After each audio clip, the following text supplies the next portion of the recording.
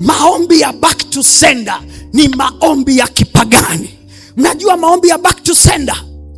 Back to sender, kurudisha. Back to sender ni maarufu sana. Rudisha kule, amekutendea hiki, narudisha.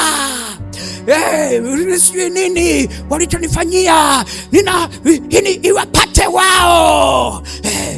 Yale maneno walionitakia mabaya yawapate wao. Hiyo ni back to sender prayer. Wakristo wengi leo wanaingia makanisani na hasira na chuki na vinyongo kwa ajili ya wale wanaowaona kama watesi wao. Kwa hiyo wakifika kanisani ni maombi haya: piga Bwana, usiwaache waishi, haribu mambo yao, haribu biashara zao, haribu. Na watumishi wengine anasema andika maadui zako 5 unaowajua, halafu tuwakomesha. Leo ni ibada ya kuwakomesha.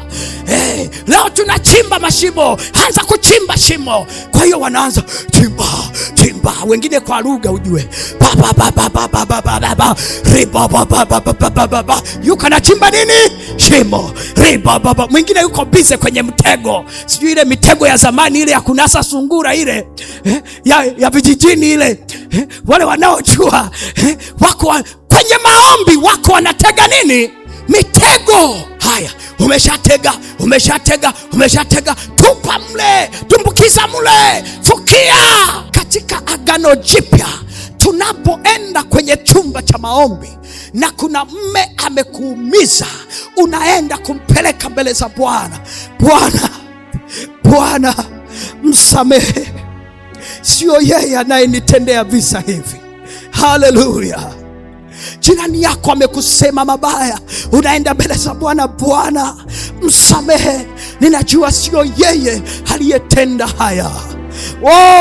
Rafiki yako amekusaliti, unaenda mbele za Bwana, unasema Bwana msamehe, sio yeye aliyefanya, ninajua kuna adui nyuma yake ambaye amemfanya atende haya. Ndivyo tunavyoishi katika Agano Jipya. Makofi kwa Bwana Yesu.